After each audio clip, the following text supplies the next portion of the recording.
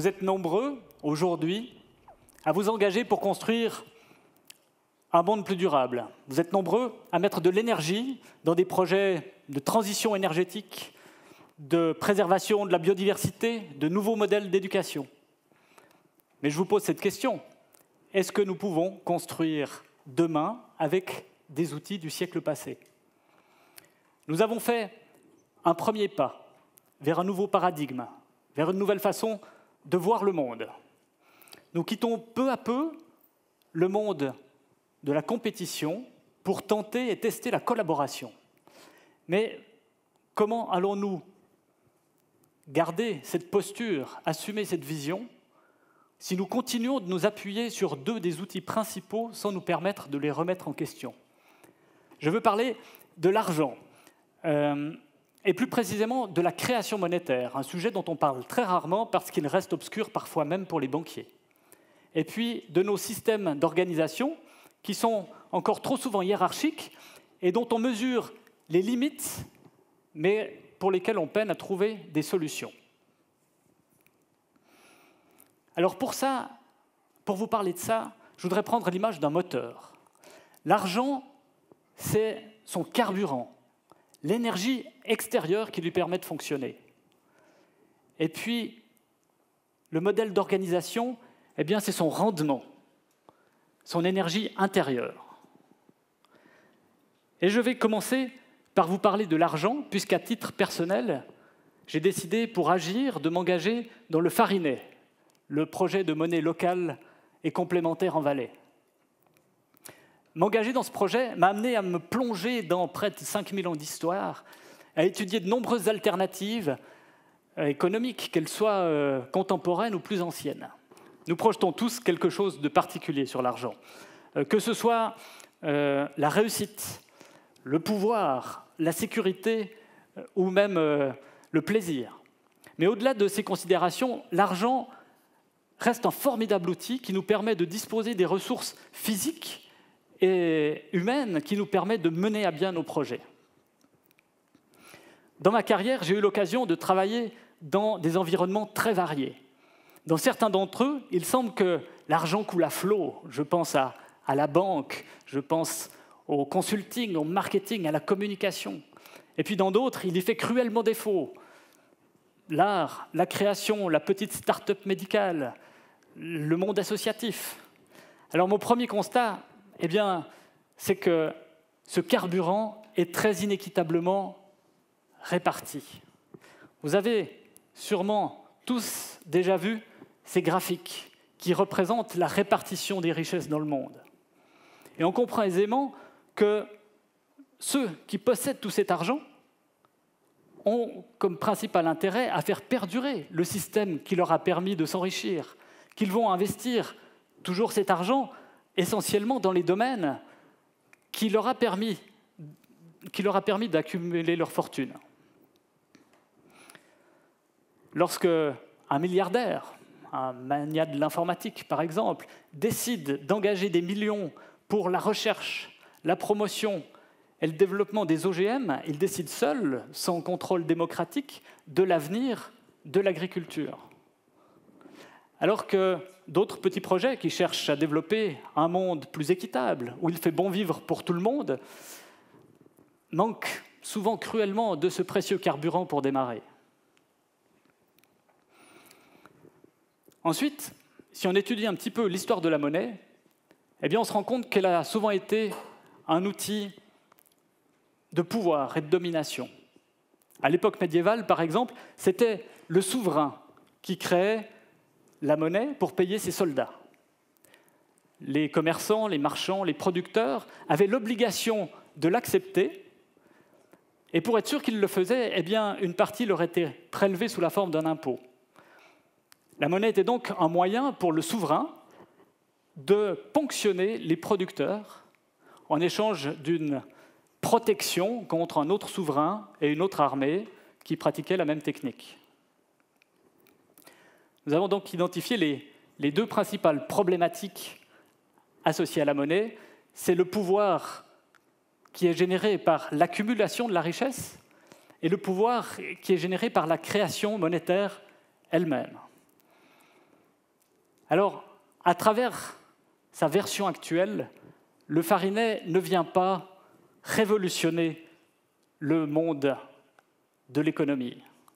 Mais de nombreux mécanismes qui ont été créés par les monnaies locales et complémentaires cherchent à résoudre ces problématiques et il n'est pas exclu que, dans l'avenir, nous décidions de les incorporer à notre modèle. Par exemple, une monnaie fondante. Une monnaie fondante conçoit qu'une dette finit toujours par s'éteindre. Elle le fait en faisant fondre les capitaux accumulés autant que les dettes dans le temps. Ça a pour avantage de donner la même capacité de création monétaire à toutes les générations, qu'elles soient passées, présentes ou futures. Alors, un tel système nous interroge, notamment par rapport à notre système de prévoyance, qui est basé sur l'accumulation. Et ça peut en choquer certains d'entre vous, mais c'est exactement ce qu'on vit actuellement avec les taux négatifs qui nous sont imposés par les banques centrales, qui viennent éroder jour après jour les capitaux stockés à la BNS. La grande différence réside dans ce qui est fait de l'argent qui a fondu. Dans le cadre de la BNS, eh bien, il disparaît simplement. Alors que dans des modèles comme le Schemgauer en Allemagne, un billet papier qu'il faut réactiver régulièrement en collant des petites vignettes dessus, eh bien, dans ce cas-là, ce qui est récupéré, ce qui a fondu, est réinjecté dans des projets associatifs locaux. Le crédit mutualisé est un autre outil qui est à l'origine de la création du VIR en 1934. Il décentralise la création monétaire pour la confier à tous les citoyens, ou tout au moins à tous les membres du réseau.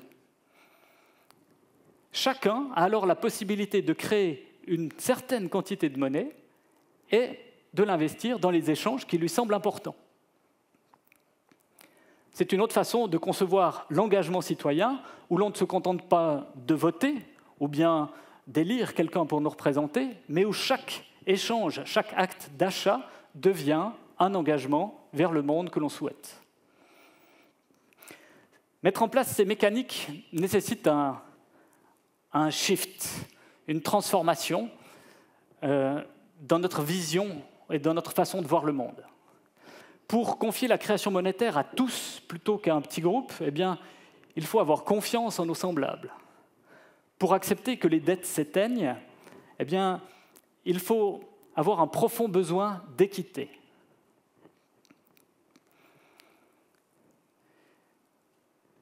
Il faut passer d'une logique de compétition à une logique de collaboration. Mais comment pourrions-nous penser collaboration alors que depuis toujours, nous baignons dans une atmosphère compétitive? Que ce soit à l'école, que ce soit dans nos emplois, que ce soit dans les exemples qui nous sont véhiculés par les médias, il nous semble que c'est toujours le fort qui l'emporte sur le faible, et même qui l'emporte sur finalement tous les autres. Quand, dans notre éducation, avons-nous appris à collaborer? Quels outils nous ont été transmis pour le faire? Ça m'amène à mon deuxième point, celui du rendement du moteur. Il semblerait qu'aujourd'hui, nos rendements sont au plus bas. Alors, je ne parle pas de la productivité. La productivité, elle a été boostée par l'arrivée de l'informatique, par l'automatisation. Non, je parle de l'engagement de chacun d'entre nous dans nos entreprises et nos organisations. Une étude de l'Institut Gallup aux États-Unis schématise l'engagement dans les entreprises à travers l'image du bateau. Si une dizaine de personnes embarquent, eh bien, 3 vont ramer vers l'avant. 5 vont frapper dans l'eau pour générer quelques éclaboussures et donner l'impression qu'ils travaillent, et 2 vont même ramer en arrière. Et tout ce qu'on a trouvé pour essayer d'accélérer ce bateau, eh bien, c'est de mettre les rameurs en compétition les uns avec les autres. Ça provoque de nombreuses surchauffes qu'on appelle aussi des burn-out. Alors moi, ce que je crois, eh bien, c'est qu'on devrait plutôt prendre conscience de notre solidarité. Notre solidarité, pas au sens où on l'entend habituellement, qui consiste à ne laisser mourir personne en lui donnant le minimum vital. Non, notre solidarité dans le sens où nous sommes solidaires les uns des autres, à l'image des roues dentées dans un moteur. Ensemble, elles travaillent et collaborent pour permettre au moteur de fournir de l'énergie mécanique. À l'intérieur du bloc, chaque pièce, piston, tuyau, bougie, est différente l'une de l'autre, chacune a son utilité, mais toutes ensemble, elles interagissent pour permettre d'atteindre un but final. Et je pense que comme humains, eh bien, c'est à ça aussi que nous devrions être appelés. Mais encore faudrait-il avoir la vision de ce que nous sommes appelés à construire ensemble. Alors, à plus petite échelle, eh bien, c'est ce que nous avons essayé de faire autour du projet du Farinet. Ensemble, comme groupe, nous avons pris le temps d'établir une vision et une mission. Nous connaissons ainsi ce tout plus grand vers lequel notre participation va permettre d'arriver. Nous avons pris tout le travail qu'il y avait à faire et nous l'avons coupé en un certain nombre de rôles. À l'image des roues dentées, chacun différent, chacun avec son utilité, mais tous en interaction les uns avec les autres. Et pour ne pas étouffer la créativité des gens, eh bien, nous ne les avons pas définis avec une liste de tâches à faire. Non, nous les avons exprimés sous la forme d'un potentiel à réaliser, d'un but à atteindre. Parce que finalement, qu'importe le chemin choisi pourvu que la fonction soit remplie. Ce type d'organisation s'appuie beaucoup sur l'autonomie et la créativité des individus. Un exercice qui n'est pas facile pour tout le monde. Mais nous croyons que ce potentiel est en chacun d'entre nous, même si parfois il est enfoui sous une grande couche de résignation, de déception, de peur accumulée lors de différentes expériences professionnelles.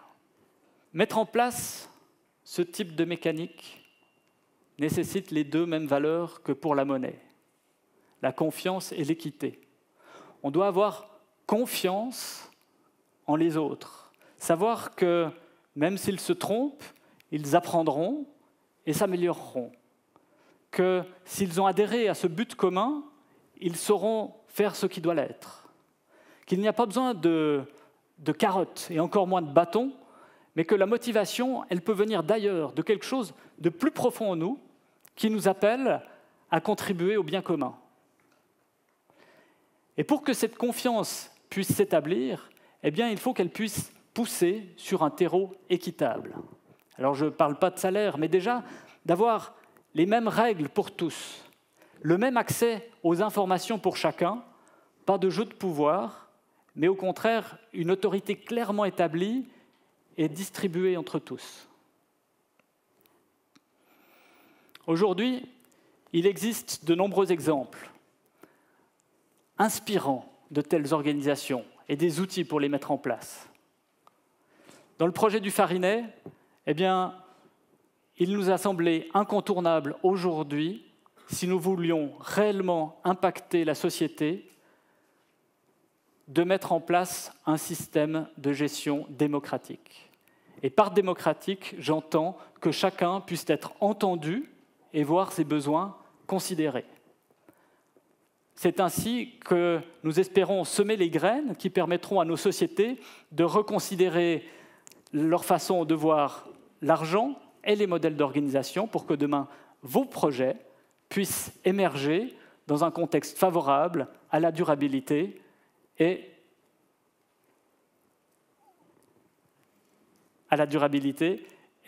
à la collaboration. Merci.